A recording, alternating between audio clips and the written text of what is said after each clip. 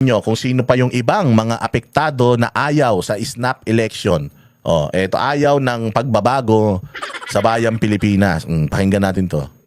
Suportado naman ng kapatid ni Senator Alan Peter Cayetano ang panawagan nitong snap elections. Pero hamon niya, mauna raw dapat mag-resign ang kanyang kuya Alan. Ay naman sa Malacanang, personal na hangarin lang ito ni Cayetano. Okay so ang sabi ni Lino Cayetano, kapatid to ni Alan Peter Cayetano, dating mayor ng Taguig, sabi niya, maganda yan.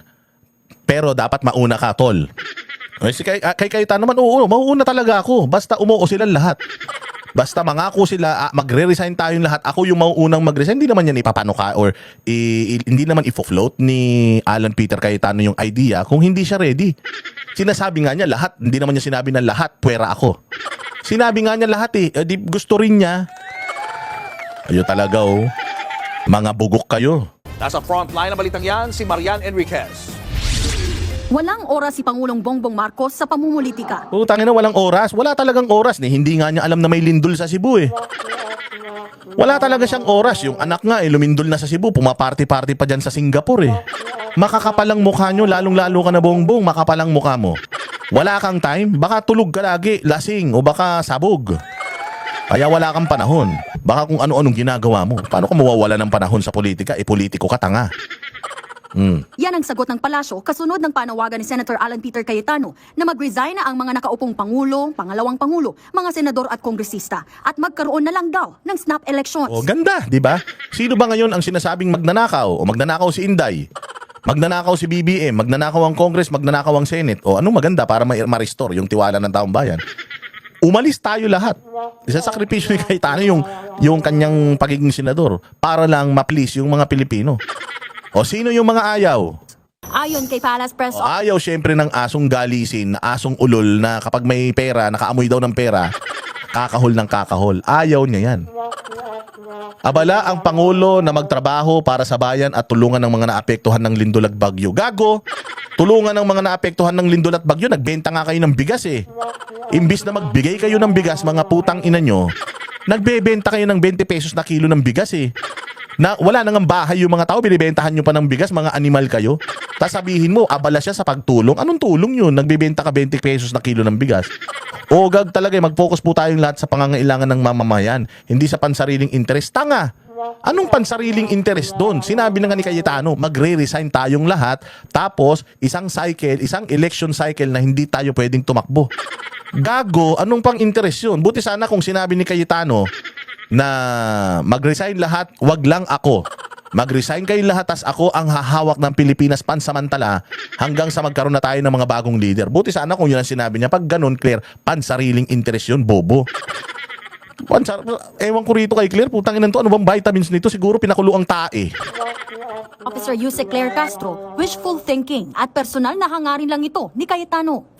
Pinalagan naman ng Is actually a wishful thinking. Talaga naman sinabi niya na bakit kaya hindi kaya maganda mag-resign na lang tayo para may balik ang it is actually a good point para pag-usapan, pag-meetingan, pag-aralan. I mean, if it is really going to do as good at it will serve yung ng publiko, yung whim ng publiko, bakit hindi, di ba? Pero ayaw nila syempre. Pag nawala si Bongbong, putang ina di hampas lupa na naman si Claire. Balik na naman siya sa pagiging abogado, pagnonotaryo. Nasamid pa ako.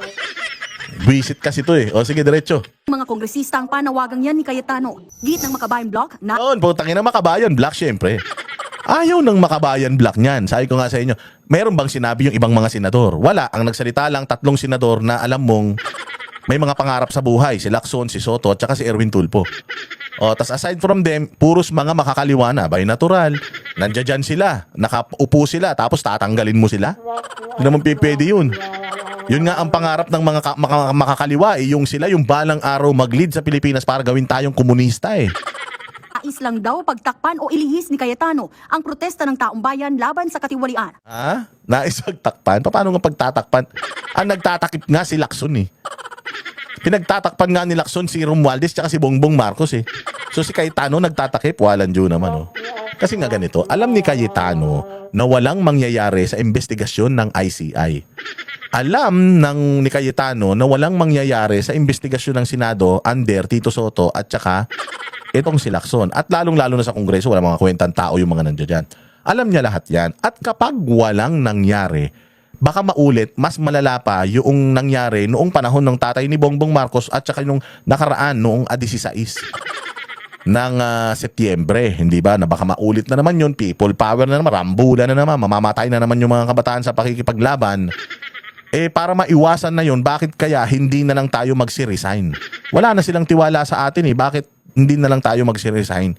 Yun yung sinasabi dito ni kasi katulad yan, maitatalaga pa si Boying Rimulya sa dami ng kaso ni Boying, dami ng kahayupan ni Boying, dami ng kademonyohan ni Boying. Itatalaga pa ng ombudsman yan ni Bongbong Marcos. Talagang ibig sabihin nun, wala na talagang pakialam si Bongbong sa sa nararamdaman ng mga Pilipino, ayaw ng majority ng Pilipino. Tapos itatalaga mo pa rin na ombudsman. May plano talaga kayo. Pag ginawa nila yun, magagalit yung mga taong bayan. Baka mamaya mag-alsa na naman yan. Kaya ngayon yung sinasabi ni Cayetano na sobrang gulo na. Parang this is beyond repair. And kung hindi natin to gagawin, baka may panibagong uprising, tapos baka may mamatay pa sa ating mga politiko, sunugin mga bahay natin, pasukin yung mga baka mangyari yung nangyari sa Nepal, mangyari yung nangyari sa Indonesia. Ayaw natin. Why not? Mag-resign na lang tayo para ma-appease yung mga Pilipino. Maganda di ba? Sino yung mga ayaw? Tanong pa ng makabayan, paano raw tutugunan ng eleksyon ang issue ng pananagutan at ang katotohanan na ang election process ay dinodomina pa rin ng political dynasties at di umano'y mga tiwaling politiko. Wala nga wala nga tatakbo isa sa iyo. Ito na mo. Siyempre nga naman, hindi talaga papayag si Yossi Kadiri. Hindi talaga papayag yan si Jokno. Tanginan, tagal-tagal nang nangangarap niyan maging politiko ngayon na nga lang siya nanalo, matatanggal pa siya. Grabe naman kayo. Ganito rin ang paniniwala ng Akbayan Party List. Siyempre si Sendenya, baka wala nang pangpapakulay ng buhok yan. Kapag wala na siya sa Kongreso, kasi bawal na silang tumakbo, baka maubos yung pangpakulay niya ng buhok. Tsaka paglagay niya ng yelo sa mukha niyang tabingi. Yung pagpapafacial niyan, baka mawala na. Sayang naman. Para kina Congressman Shell Jokno at Percy Sendanya, hindi snap elections ang sagot sa pagpapanagot laban. Mga dilawan ang papangit, no? Itong mga dilawan tayo, mga mukhang ginseng. Mga mukhang Korean ginseng, para mga hinukay sa lupa, no? Mga mukhang carrot na reject. Sa mga kurakot. Hindi pala carrots, social yung carrots Mukhang kamuting kahoy na reject. Ang panawagan ng taong bayan ay accountability, panagutin yung mga nagnakaw sa kaban ng bayan. Hindi Paano nga papanagutin? Hindi nyo naman pinagre-resign si Bongbong. Si Romualdez, hindi nyo rin naman pinagre-resign. Si Zaldico, tinatago ninyo. Paano accountability yan? Si Bongbong Marcos, nagpapa-imbestiga on his own. Sangkot siya dyan. Saan mo kukunin yung accountability? Sila nag-iimbestiga. Puro kawatan yung nag-iimbestiga. Tanga ka talaga. Sendanya ba to? eleksyon ang sagot dito. Bakit natin gagawin yun? Bakit natin gagawin yun? Okay lang inan to magsalita, parang sintu-sinto. Pwede naman, bakit natin gagawin? Putang ina mo, payaso ka ba? Parang ulo lang puta, tumanda na, walang pinagkatandaan Yun naman, dito sa Kongreso, tuloy-tuloy ang trabaho ng lahat ng mga... Lol, ayaw mo lang. Ayaw mo lang yung idea, ngayon ka lang kasi nanalo Tapos matatanggal ka kagad. Ang problema, nanalo na kayo ngayon, may pagkakataon na kayo para labanan ng korupsyon, putya, hindi kayo nagsasalita. Hindi nyo binabatikos yung mga dapat na batikusin. Inday Sara pa rin kayo ng Inday Sara, ang lalaki ng pinagnanakaw ng mga nasa gobyerno. Insertion ni Risa Ontiveros. Bakit hindi nyo siya matanong, oy Risa, 3 billion, ano ka ba? Sabi mo wala kang insertion, ba't meron? Sinungaling ka o ba't hindi nyo siya makondina? Accountability, yung mga kalaban nyo lang naman ang gusto nyong ipako sa krus yung mga kakampi nyo, hindi nyo naman sinisita. Ako kasi kapag si Inday Sara talagang magnanakaw yan, araw-arawin ko talaga yan Banatan ko araw-araw si Inday Sara kung magnanakaw, pero alam mong hindi Diyos ko Lord. Mambabatas at malapit na rin natin ng matatapos ang budget season. Iginit din ng Minority Leader Marcelino Nonoy Libanan na wala ang snap election. Isa pa yan. Wala daw ang snap election sa konstitusyon. Delikadesa ang sinasabi dito ni Cayetano. Wala nga pala kayo nun. Wala nga pala kayong delikadesa kaya ayaw nyo. Kaya ayaw nyo ng snap election. Sa konstitusyon, ang tanging nakasaad doon ay Constitutional Convention, Constitutional Assembly o People's Initiative. Kaya ang panawagan niya, ito na siguro yung tamang panahon para tumawag tayo ng Constitutional Convention. Yan na naman tayo. Constitutional Convention, People's Initiative, alang hiya ka. Diyan nga nagka-leche-leche Pilipinas dahil diyan sa People's Initiative ni Romualdez Yung mga ayuda ginamit niya para sa mga Pilipino Binigyan ng ayuda yung mga Pilipino, inubos yung pera ng taong bayan, tapos yung iba baka binulsa. Tapos dahil diyan sa People's Initiative, hindi lumusot O ngayon binabalik nyo na naman. Yan nga ang punot dulo ng paghihirap ng Pilipinas or Constituent Assembly para baguhin ang ating Pati Constitution. itong nasa tabi niya, makabayan din to Oo, ito yung party list representative ng ng mga manggagawa Bakit pumapayag ka? Bakit pumapayag ka sa idea na itong mga ito? Ayaw mo rin mawala sa pwesto dahil kakapanalo mo lang? Kayo talaga mga ganid kayo sa kapangyarihan. Open ako dyan sa suggestion na yan. Kung may mag-resign, susunod ako. Wala akong pakialam sa kung anong posisyon ang hinahawakan ko ngayon. Bagamat pinaghirapan ko at ibinoto ako ng mga Pilipino. Pero kung sa tingin ng nakakarami yun ang makakabuti sa Pilipinas, magsasakripisyo ako. Aalis ako sa posisyon. Why not? Para sa Pilipinas Di ba ang idea dito ni Cayetano, gagawin ito para sa bayang Pilipinas ma-restore yung tiwala sa mga institusyon. Ayaw nyo ba nun? If yung plano ni Cayetano will restore the order and yung trust ng mga Pilipino sa gobyerno, dapat suportado mo dahil para ka sa Pilipinas di ba? Ba't ayaw nyo? Mga patay gutom. Mga patay gutom sa kapangyarihan. Kakapanalo lang, ayaw nang bitawan yung posisyon. Suportado naman ng kapatid ni dating Taguig City Mayor Lino Cayetano ang mungkahi ng kapatid niyang si Senator Alan. Pero hamon niya sa kapatid, mauna siyang mag-resign. Anya, handa rin siyang panindigan na walang Cayetano ang tatakbo sa eleksyon sa 2028. Nagbabala rin ng Catholic Bishops. Di ba? Kita mo. Okay sa kapatid. Okay lang sa amin kahit walang Cayetano. Ganun talaga dapat. Para sa bayan, wala kang pakialam. Kung mawala tayo sa kapangyarihan, basta maibalik lang, mapasaayos lang ang Pilipinas, hindi magkamatayan, okay ako dyan. Kita mo mga Cayetano, okay na okay, di ba? Pero negative ang twist ng rito, ng media. Okay na okay siya, mag-resign ka tol.